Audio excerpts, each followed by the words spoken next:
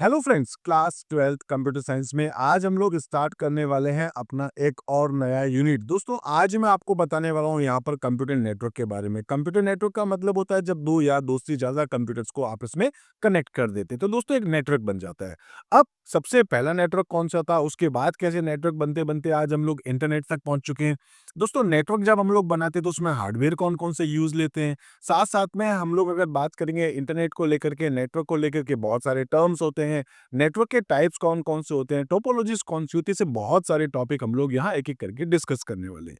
सबसे पहले हम लोग देख लेते हैं दोस्तों यहाँ पर एक इंट्रोडक्शन। तो इंट्रोडक्शन में अगर हम बात करें आखिर कंप्यूटर नेटवर्क होता क्या है, तो हम लोग कह सकते हैं दोस्तों हमारे पास यहाँ पर कंप्यूटर नेटवर्क का मतलब होता है ग्रुप ऑफ कंप्यूटर्स जो कि कनेक्टेड होते हैं एक-दूसरे के साथ, जिसके थ्रू दोस्तों हम लोग क्या कर सकते हैं, कम्युनिकेट कर सकते हैं या अपने इन्फॉर्मेशंस को शेयर कर सकते हैं या फिर अपने रिसोर्सेज़ जैसे कि कंप्यूटर के हार्डवेयर्स है या हमारा डेटा है या हमारे सॉफ्टवेयर्स हैं, उनको दोस्तों हम लोग यहाँ पर शेयर कर सकते हैं। तो आप यहाँ पर देख पाएंगे दोस्तों, यहाँ बहुत सारे कंप्यूटर्स या मोबाइल्स या दूसरे डिवाइसेस हैं जो एक दूसरे के साथ जुड़े हैं। हमारे एक नेटवर्क में दोस्तों कुल मिलाकर के 5 एलिमेंट्स होते हैं, जैसे एक सेंडर होता है, एक रिसीवर होता है, साथ साथ में अगर हम बात करें तो उनके बीच में एक ट्रांसमिशन मीडिया होता है और इसी के अलावा अगर हम देखें तो कुछ प्रोटोकॉल्स भी हमारे पास होते हैं। फाइनली एक सेंडर रिसीवर को डेटा भी भेजता है। तो कुल मिला के 5 हमारे पास यहाँ अलग अलग टाइप के एलिमेंट्स होते हैं। तो यहाँ पर फर्स्ट एलिमेंट है दोस्तों हमारे पास में सेंडर, जबकि दूसरा हमारे पास है यहाँ पर रिसीवर। सेंडर क्या करता है दोस्तों, ट्रांसमिशन मीडिया को यूज करता है। अब ट्रांसमिशन मीडिया आपके पास कोई भी हो सकता है, जैसे ये दोस्तों वायर्ड भी हो सकता है और ये यहाँ पर वायरलेस भी हो सकता है। वायर्ड की बात करें, आगे हम लोग डिस्कस करेंगे डिटेल में। हमारे पास यहाँ पर ट्विस्टेड पेयर केबल होता है, हमारे पास यहाँ पर दोस्तों कोएक्सियल केबल होता है और यहाँ हमारे पास में फाइबर ऑप्टिक केबल भी होता है। ऐसे वायरलेस की बात करें तो इंफ्रारेड है, ब्लूटूथ है, रेडियो वेव है, माइक्रोवेव है, सैटेलाइट कम्युनिकेशन है। ऐसे बहुत सारे हमारे पास जो है वो अलग अलग इसके भी टाइप्स होते हैं। तो मैं 5 आपको एलिमेंट्स बता रहा हूँ। फर्स्ट है दोस्तों हमारे पास में सेंडर, सेकंड हमारे पास है रिसीवर, थर्ड हमारे पास है यहाँ पर ट्रांसमिशन मीडिया, ट्रांसमिशन मीडियम या कम्युनिकेशन चैनल कह सकते हैं आप इनको, जिसके थ्रू हम लोग अपना डेटा भेजते हैं। जो वायर्ड भी डेटा जा सकता है और वायरलेस भी जा सकता है। फोर्थ हमारे पास होता है दोस्तों यहाँ पर वो है मैसेज। मैसेज जो होगा हमारा, चाहे वो हमारा ऑडियो हो या हमारा वीडियो, हमारा टेक्स्ट हो या हमारे कोई डॉक्यूमेंट्स जो हम भेज रहे हैं, ये जो आपके कंटेंट जाते हैं वो हमेशा पैकेट्स के फॉर्म में जाते हैं। और दोस्तों फिफ्थ नंबर पे हमारे पास आता है जिसको हम लोग कहते हैं प्रोटोकॉल्स। प्रोटोकॉल्स क्या होते हैं, सेट ऑफ रूल्स है। कैसे एक कंप्यूटर से मैसेज पैकेट्स में कन्वर्ट होके कैसे रिसीवर के कंप्यूटर तक पहुंचेगा, कैसे वो वापस मैसेजेस जुड़ करके अपना एक कंप्लीट मैसेज बना देगा। तो ऐसे आपके पास बहुत सारे रूल्स होते हैं, जैसे अलग अलग टाइप के प्रोटोकॉल्स के नाम आपने सुन रखे होंगे। जैसे हम लोग जानते हैं एक एचटीटीपी होता है, एचटीटीपी एस होता है, या दोस्तों हमारे पास फाइल ट्रांसफर प्रोटोकॉल होता है, एसएमटीपी हमारे पास में होता है, पीओपी हमारे पास में होता है, हमारे पास आई मैप होता है। ऐसे बहुत सारे अलग अलग टाइप के प्रोटोकॉल्स हैं जो हम आगे एक एक करके डिस्कस करेंगे। इसके बाद अगर हम देखें तो कंप्यूटर नेटवर्क एलिमेंट्स में, तो हम कह सकते हैं the objects basically used in a computer network are known as computer network elements. ठीक है, तो कंप्यूटर नेटवर्क एलिमेंट्स का मतलब क्या हो गया, वो ऑब्जेक्ट्स जो कि हम लोग यूज करते हैं हमारे कंप्यूटर नेटवर्क में। बेसिकली हमारे पास 5 टाइप के कंप्यूटर नेटवर्किंग के एलिमेंट्स होते हैं। फर्स्ट है सेंडर जो कि मैसेज भेजता है, दूसरा है रिसीवर जो कि मैसेज को रिसीव करता है, थर्ड है हमारे पास मैसेज जिसको हम लोग डेटा भी कहते हैं, जो कि टेक्स्ट या नंबर या ऑडियो, वीडियो, इमेज, डॉक्यूमेंट, ये कुछ भी हो सकता है। फोर्थ नंबर पे हमारे पास आता है ट्रांसमिशन मीडिया, ट्रांसमिशन मीडियम आप कुछ भी कहते हैं, जो कि वायर्ड और वायरलेस अपने पास होता है। और फिफ्थ नंबर पे अपने पास होता है प्रोटोकॉल जिसको हम लोग रूल्स एंड रेगुलेशंस कहते हैं। इसके बाद अगर हम बात करें तो दोस्तों सबसे पहला जो नेटवर्क बना है दुनिया भर का, उसका नाम अपने पास होता है आरपा। आरपा का मतलब होता है दोस्तों अपने पास में एडवांस रिसर्च प्रोजेक्ट एजेंसी, और इस आरपा नाम के प्रोजेक्ट में बनाया गया था एक नेटवर्क, तो इसलिए इसका पूरा नाम है advance research project agency network, और शॉर्ट में हम इसको कहते हैं। दुनिया का पहला जो नेटवर्क बना है उसका नाम है आरपानेट। ठीक है, आरपानेट जो बना है दोस्तों वो बना है 1969 में, और इसमें जो यूज होता था वो था पब्लिक पैकेट स्विचिंग। ठीक है, पब्लिक पैकेट स्विचिंग का मतलब क्या हो गया, जिसमें एक कंप्यूटर से दूसरे कंप्यूटर तक डायरेक्ट अपने पास में कम्युनिकेशन के लिए वायर होता था। ठीक है। और ये जो बनाया गया था वो बनाया गया था दोस्तों यूएस की डिफेंस के लिए, ठीक है। और साथ साथ में अगर हम बात करें तो बाद में इसके अंदर जो है साइंटिस्ट को भी इंक्लूड किया गया था। इसका मतलब है यहाँ रिसर्चर्स जो होते थे वो भी इसको यूज कर सकते थे। अगर हम बात करें सबसे जो पहला मैसेज भेजा गया था, जो सेंडर कंप्यूटर ने रिसीवर को भेजा, वो भेजना चाह रहे थे दोस्तों यहाँ पर लॉगिन, और लॉगिन के लिए पहला कैरेक्टर जब टाइप किया तो वो यहाँ आ गया, दूसरा एल के बाद ओ भेजा वो भी आ गया, और जो सो यहाँ पर अपना जो सिस्टम है, नेटवर्क है, वो हो गया क्रैश। इस वजह से लॉगिन में केवल एल और ओ दो कैरेक्टर ही जा पाए थे। तो यही यहाँ पर लिखा है, the first message over the ARPANET computer was simply L O instead of, यहाँ पर हम लोग जो कंटेंट भेजना चाहते वो था लॉगिन। एल और ओ दो लेटर दो कैरेक्टर तो वहां पहुंच गए, और उसके बाद में जो सिस्टम है वो क्रैश हो गया था। इसी तरीके से अब नेक्स्ट हम लोग बात करते हैं सिग्नल, यानी कि जब दो कंप्यूटर को हम आपस में कनेक्ट करते हैं तो दोस्तों इनके बीच में जो कम्युनिकेशन होता है, डेटा जो जाता है वो सिग्नल से जाते हैं। और सिग्नल्स यानी कि अगर हम बात करें, दो टाइप के सिग्नल्स हम लोग मोस्टली यूज करते हैं। एक होता है हमारे पास में डिजिटल सिग्नल, जबकि दूसरा होता है एनालॉग सिग्नल। अगर हम बात करते हैं दोस्तों यहाँ पर कंप्यूटर को लेकर के, तो हम सब जानते हैं कि कंप्यूटर एक इलेक्ट्रॉनिक मशीन है जो इलेक्ट्रिक पल्स को ही समझता है। इलेक्ट्रिक पल्स जो होती है वो आपको पता होगा दोस्तों की जो इलेक्ट्रिक की पल्स है, ठीक है, वो आपके पास दो टाइप की होती है। एक जिसको हम कहते हैं पॉजिटिव, एक जिसको कहते हैं हम लोग नेगेटिव। पॉजिटिव को हम लोग 1 भी कहते हैं, नेगेटिव को 0 भी कहते हैं। कई बार हम लोग यहाँ इसको हाई पल्स भी कहते हैं और इसको लो पल्स भी कहते हैं। तो यहाँ पर अगर हम बात करें, हमारा जो कंप्यूटर है वो किस पे काम करता है दोस्तों, 1 और 0 में। 1 और 0 दो डिजिट आपके पास होती है, जिसको हम लोग बाइनरी डिजिट भी कहते हैं। तो क्योंकि ये डिजिट्स हैं, इसलिए इन सिग्नल को हम लोग क्या बोलते हैं, डिजिटल सिग्नल, जिसमें क्या जाएगा आपके पास, या तो 0 या फिर 1। दो ही आपके पास ऐसे कैरेक्टर्स कह सकते हैं, दो डिजिट्स कह सकते हैं, दो नंबर्स कह सकते हैं, जो हमेशा ट्रेबल्स होते हैं, ठीक है। तो एक तो आपके पास सिग्नल कौन सा होता है, डिजिटल सिग्नल। जनरली हमारा जो भी डिवाइस, चाहे वो कंप्यूटर हो, मोबाइल हो, वो सब किस में काम करते हैं, डिजिटल सिग्नल्स में।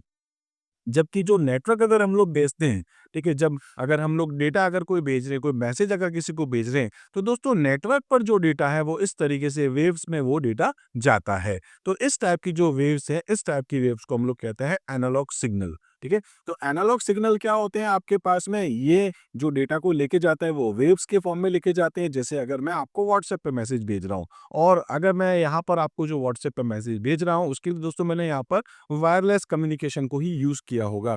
तो वायरलेस कम्युनिकेशन में हमेशा डेटा यहाँ कन्वर्ट करके भेजा जाता है। तो मान लो मेरा कंप्यूटर जो है या मेरा मोबाइल जो है वो कौन सी लैंग्वेज को समझ रहा है, कौन से सिग्नल को समझ रहा है, डिजिटल सिग्नल्स को।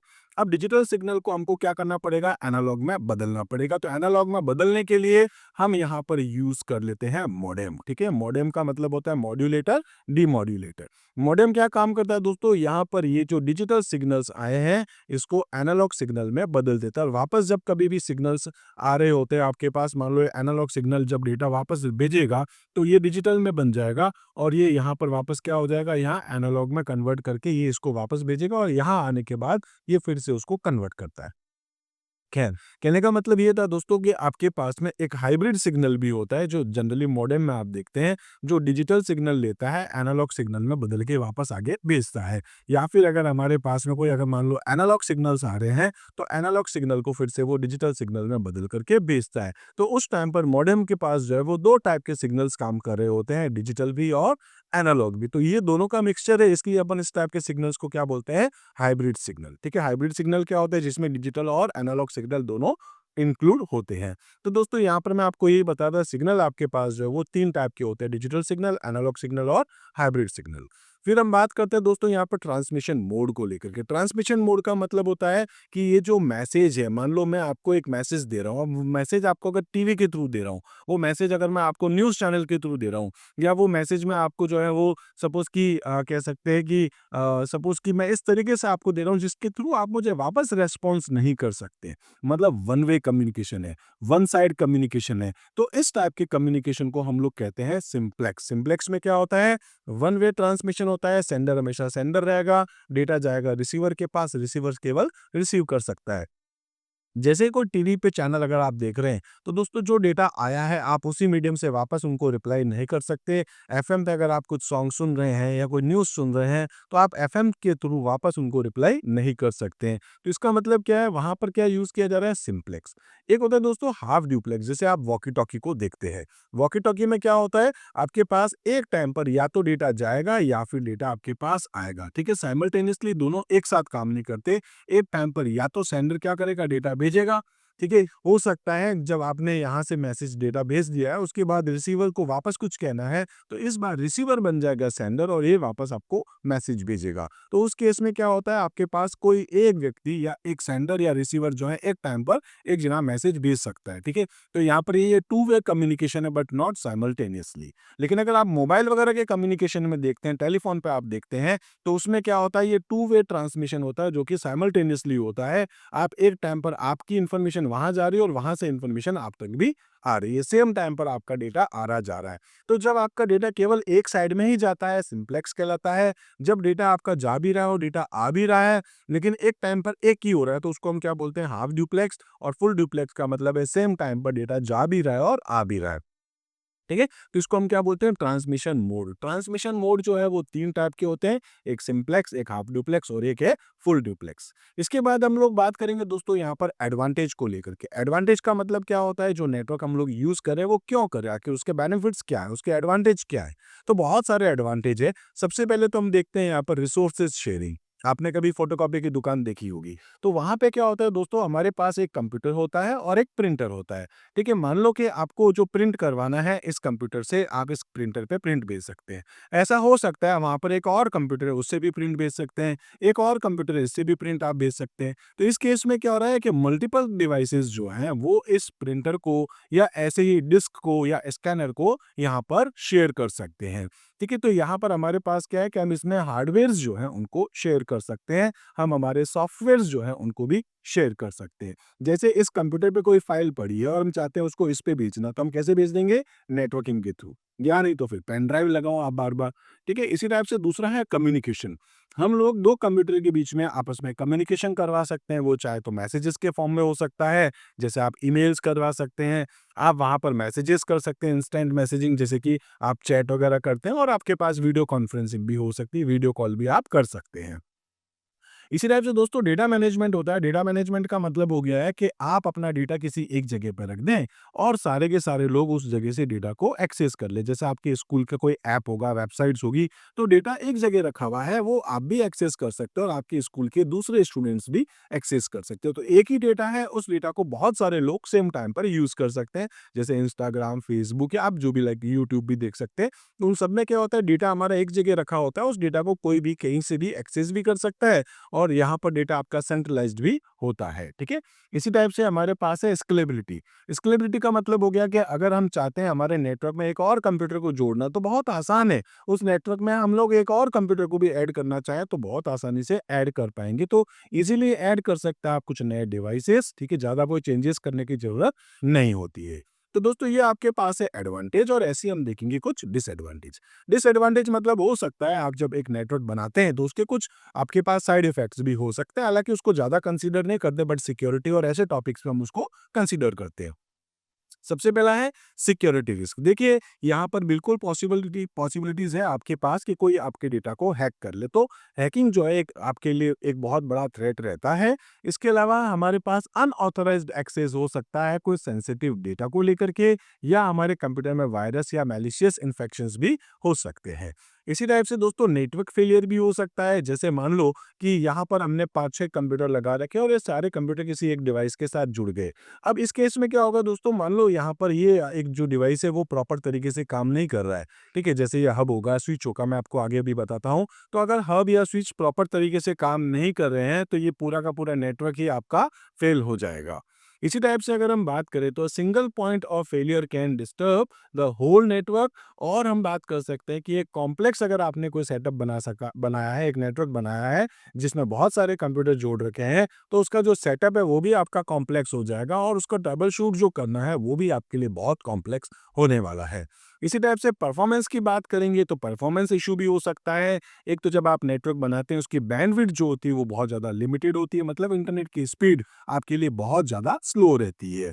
और अगर आपके पास लिमिटेड बैंडविड्थ हुई तो आपका जो डेटा है, जो डेटा ट्रांसफ़र हो रहा है वो भी बहुत ज़्यादा स्लो होगा। कभी-कभी होता है ना, इंटरनेट आपका खत्म हो गया, उस टाइम पर अगर आप व्हाट्सएप पे किसी का स्टेटस देख रहे हैं तो इतना धीरे-धीरे होगा, मान लो वो आपको मतलब शायद उसके लिए कई मिनट आपको लगाने पड़ सकते हैं, क्योंकि वो बहुत स्पीड से जो डेटा आ रहा था वो बहुत ज़्यादा स्लो स्पीड से अब आपको मिलता है। और ऐसे ही अगर कहीं लेटेंसी है या लैग हो रहा है हमारे नेटवर्क में, तो उसकी वजह से हमारा जो रियल टाइम कम्युनिकेशंस है वो भी कई बार अफेक्ट होता है। जैसे आप वीडियो कॉल करते हैं सामने वाले पर्सन के पास या आपके पास, अगर इंटरनेट की स्पीड थोड़ी स्लो है तो उस केस में दोस्तों कई बार वीडियो कॉल आपका बीच में पॉज हो जाता है, या आपके पास जो है ऑडियो नहीं जा रहा है, इस टाइप के कुछ इश्यूज ज़रूर होते हैं। तो ये डिसएडवांटेज हमारे पास होते हैं नेटवर्क के। इसी टाइप से हमारे पास जो डिपेंडेंसी हो जाती है नेटवर्क पे, मान लो मैं अगर बात करता हूँ कहीं स्कूल्स को लेकर के जहाँ बहुत अर्जेंट काम हो रहा होगा, तो वहाँ पर दोस्तों हमारा पूरा का पूरा काम ही रुक जाएगा अगर नेटवर्क जो है वो बंद हो गया है। और इसी टाइप से अगर हम बात करें तो वहाँ उस नेटवर्क को यूज़ करने के लिए हमको कुछ ट्रेनिंग्स देनी पड़ेगी अपने स्टाफ्स को, ताकि उस नेटवर्क को बहुत ईज़िली मैनेज कर सके। साथ-साथ में दोस्तों डेटा प्राइवेसी को लेकर के बात करें, तो नेटवर्क पे अगर हमारा डेटा पड़ा है तो उस डेटा का मिसयूज़ होने के चांसेस ज़्यादा है, उस डेटा के लीक होने के चांसेस ज़्यादा आपके पास होते हैं। इसी टाइप से दोस्तों नेक्स्ट हमारे पास है यहाँ पर एनर्जी कंज़प्शन। एनर्जी कंज़प्शन में क्या हो जाएगा कि जब हम लोग कुछ नेटवर्किंग डिवाइसेज़ लगाएँगे, जैसे हम लोग हब लगाएँगे, स्विच लगाएँगे, मॉडेम लगाएँगे, ब्रिज लगाएँगे, गेटवे लगाएँगे, राउटर लगाएँगे, या ऐसे और भी डिवाइसेज़ लगाते हैं एक नेटवर्क बनाने के लिए, तो उनको भी पावर सप्लाई चाहिए, तो हम लोग यहाँ पर जो है वो हाई पावर को यूज़ करते हैं। इसी तरीके से कॉस्ट को लेकर के बात करें, तो वहाँ पर हमारे पास एक नेटवर्क बनाने के लिए हमको केबल्स भी चाहिए, हमको डिवाइसेज़ भी चाहिए, तो उस वजह से हमारा जो नेटवर्क है वो थोड़ा एक्सपेंसिव हो जाएगा इनिशियली जब आप उसका सेटअप कर रहे होंगे। और इसी टाइप से उसको जो मेंटेनेंस करनी होगी उस नेटवर्क को, वो भी हमारे लिए उसका भी कॉस्ट पे करना होता है। तो ऐसे कुछ डिसएडवांटेज हमारे पास होते हैं। फिर दोस्तों हम लोग बात करते हैं कंपोनेंट्स कौन-कौन से होते हैं कंप्यूटर नेटवर्क के। देखिए कंपोनेंट्स का अलग मतलब है, और मैंने आपको अभी बताया था एलिमेंट्स, वो दोनों अलग-अलग चीज़ है। एलिमेंट्स यानी कि नेटवर्क के अंदर हम लोग जो यूज़ कर रहे हैं ऑब्जेक्ट्स, वो क्या है। कंपोनेंट्स का मतलब है इस नेटवर्क के अंदर जो भी, जैसे उसको यूज़ करा, मान लो मेरा एक कंप्यूटर है जो नेटवर्क के साथ जुड़ा है, तो जैसे अभी हमने सेंडर रिसीवर कहा, तो यहाँ हम लोग नोड बोलेंगे। वो डेटा जहाँ जा रहा है बीच में, तो वहाँ हम सर्वर उसको वर्ड एक यूज़ कर लेंगे। ऐसे ही और भी हमारे पास जो उसको यूज़ कर रहा है तो यूज़र अपने पास हो जाएगा। उसमें ऐसे बहुत सारे सॉफ्टवेयर्स यूज़ किए जाते हैं, तो बहुत सारे आपके पास अलग-अलग टाइप के कंपोनेंट्स हो सकते हैं कंप्यूटर नेटवर्क में। तो कंप्यूटर नेटवर्क के अंदर जो कंपोनेंट्स उसकी बात करें तो क्या है, various component that work together to facilitate communication, data transfer and resource sharing among connected devices. कौन-कौन से हैं आपके पास कंपोनेंट्स, वो देख लेते हैं। सबसे पहला आता है दोस्तों नोड। नोड का मतलब क्या होता है, एक डिवाइस। अगर मैं बात करता हूँ कि मेरे एक नेटवर्क जिसके अंदर दोस्तों मैंने 3-4 कंप्यूटर को आपस में कनेक्ट कर रखा है, ठीक है? ये कंप्यूटर मैंने आपस में कनेक्ट कर दी, तो इनको हम क्या बोलते हैं, नोड। अब ये जो नोड आपके पास है, ये फिर भी आप अगर देखें हम लोग, तो ये फिर से आपके पास अलग-अलग टाइप के हो सकते हैं। वैसे तो सिंपल सा वर्ड है नोड। अब नोड को अगर आप चाहें तो फिर से कैटेगराइज़ कर सकते हैं। जैसे हम कह सकते हैं कंप्यूटर और वर्क स्टेशन। अगर मैं दोस्तों मान लो मैं फ़ेसबुक चला रहा हूँ, ठीक है? तो अब मैं किससे जुड़ा हूँ दोस्तों, फ़ेसबुक के सर्वर के साथ। मैं इंस्टाग्राम, यूट्यूब या गूगल जो भी चला रहा हूँ, मैं उनके सर्वर से जुड़ रहा हूँ। जब सर्वर के साथ आप जुड़ते हैं, मान लो आपके स्कूल का भी कोई सर्वर हो सकता है कंप्यूटर, तो आपके जो दूसरे कंप्यूटर्स हैं, जो उस सर्वर से जुड़े हैं, इनको हम लोग नॉर्मली कंप्यूटर भी बोल सकते हैं और हम इसको वर्क स्टेशन भी बोल सकते हैं। और क्योंकि नेटवर्क में जुड़ा हुआ है, तो हम इसको नोड बोलेंगे ही बोलेंगे।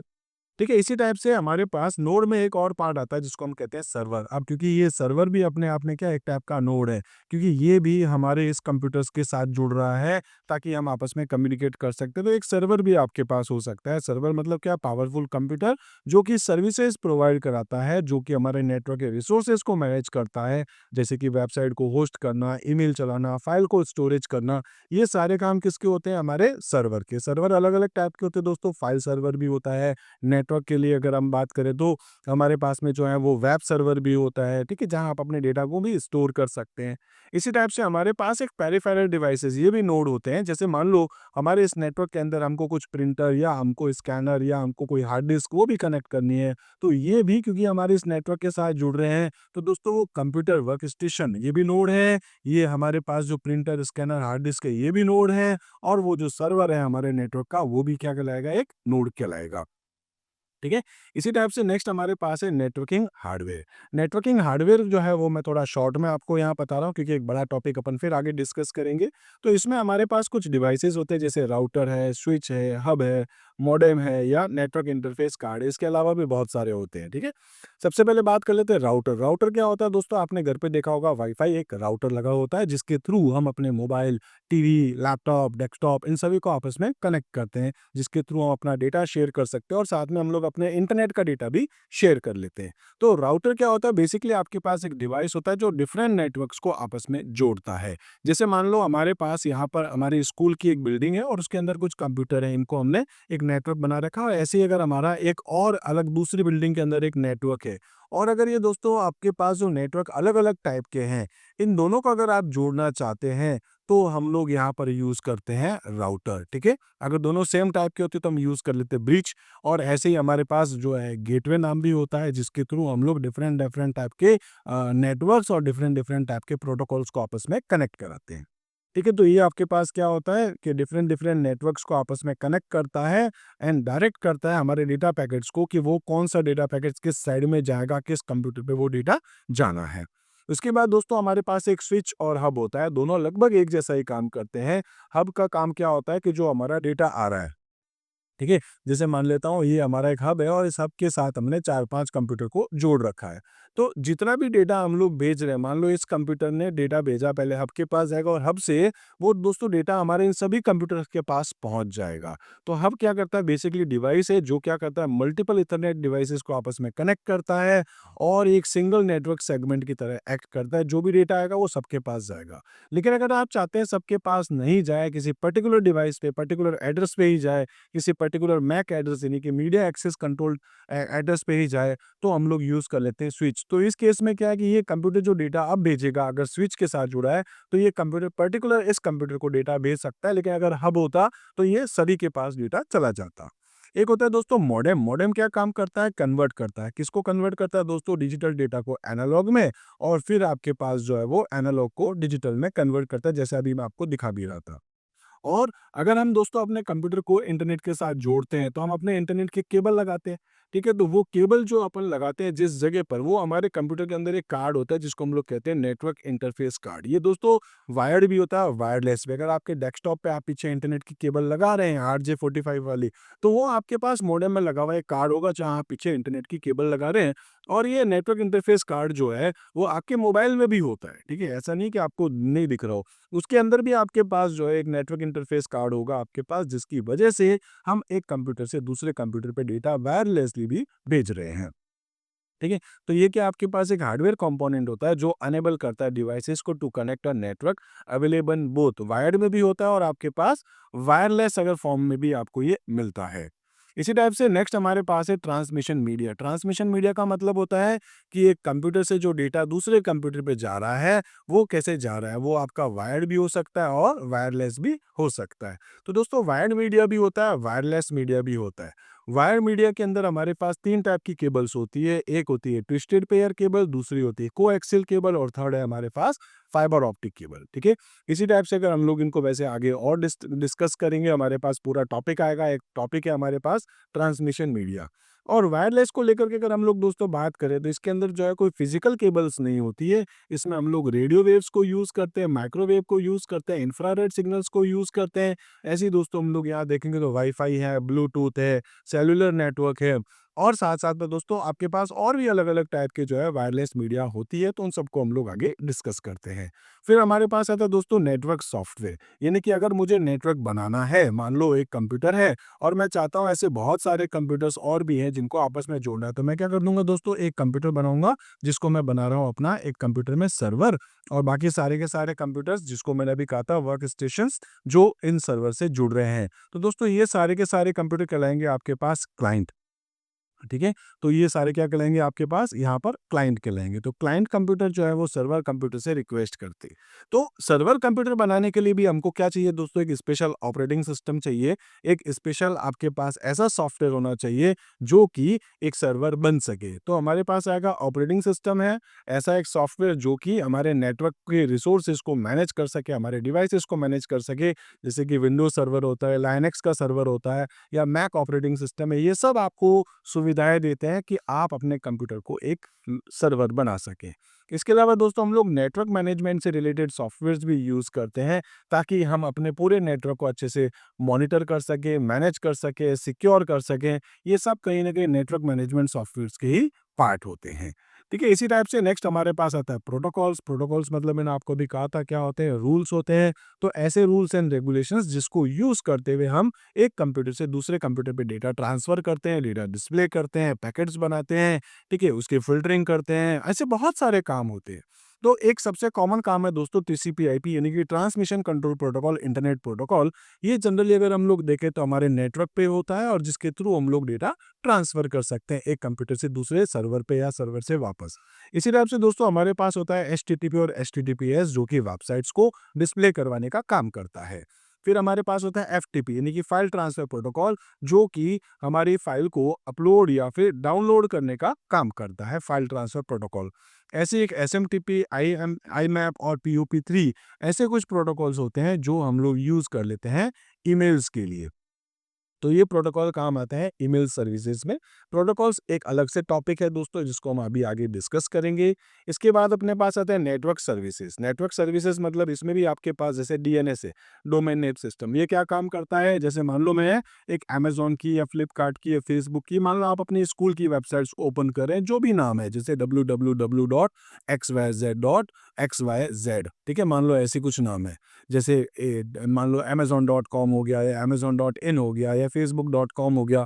तो ये जो आप नाम देख रहे हैं, ये नाम दोस्तों हम लोग याद रख सकते हैं, लेकिन बैकग्राउंड में सारा काम क्या होता है, इनकी एक आईपी एड्रेस पे आपको मतलब बेसिकली उस आईपी एड्रेस से आपको कनेक्टिविटी करनी होती है। हम तो सिर्फ क्या लिखते हैं, उनका एक डोमेन।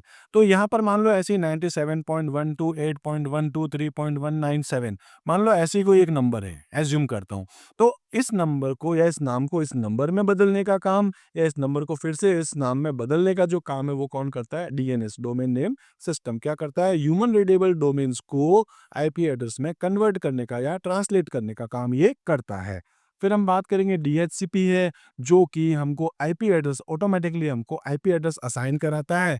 एक होता है दोस्तों वर्चुअल प्राइवेट नेटवर्क, ठीक है? तो ये एक पब्लिक नेटवर्क को बनाने में आपको हेल्प करता है जिसमें आपका डेटा एन्क्रिप्टेड फॉर्म में जाता है। नेक्स्ट है दोस्तों आपके पास सिक्योरिटी कंपोनेंट्स। सिक्योरिटी कंपोनेंट्स में आपके पास क्या आता है, फायरवॉल। फायरवॉल क्या होता है हम आगे वैसे पढ़ेंगे।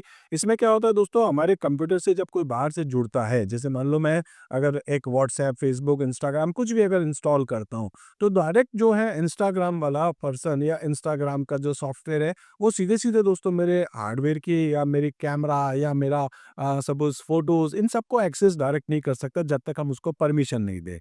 तो हमारा जो ऑपरेटिंग सिस्टम होता है, चाहे वो एंड्रॉयड है, आईओएस है, विंडोज़ है, कोई भी है, वो रोक देता है अगर बाहर से कोई आपके कंप्यूटर नेटवर्क के थ्रू मतलब कहीं से भी अगर वो आपके इन कंप्यूटर को एक्सेस कर रहा है। तो बाहर का व्यक्ति जो नेटवर्क के बाहर है, अगर वो नेटवर्क में आने के बाद हमारे कंप्यूटर से अगर हमारे बिना पूछे कुछ लेकर के जा रहा है, बिना हमारी परमिशन के जा रहा है, तो उसको रोकने का काम कौन करता है? फायरवॉल। बेसिकली आपके पास सिक्योरिटी सिस्टम है जो मॉनिटर करता है, कंट्रोल करता है किसको? Incoming and outgoing network tariff को।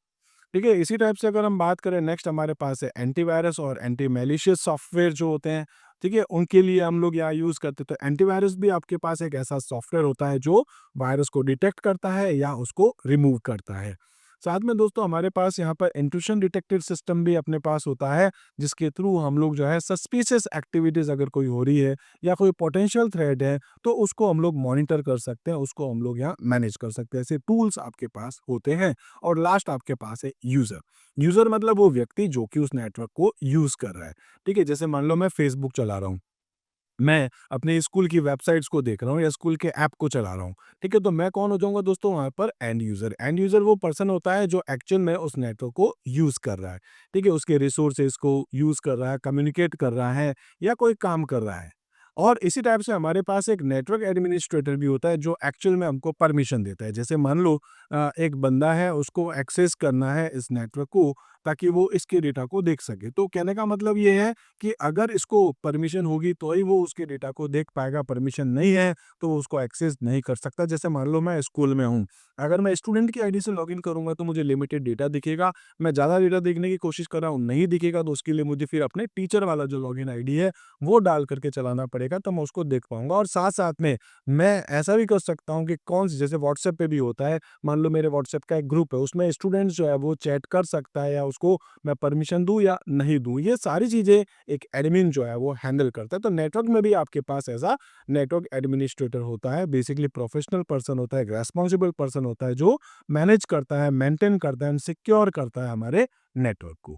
तो ऐसे कुछ छोटे-छोटे टॉपिक्स हैं जो अभी हमने डिस्कस करे हैं, इसको जानना दोस्तों बहुत ज़्यादा ज़रूरी होता है और इसके बाद अब हम लोग आगे चलते हुए दूसरे टॉपिक्स को डिस्कस करने वाले हैं। आई होप दोस्तों यहाँ तक कोई डाउट नहीं रहा होगा।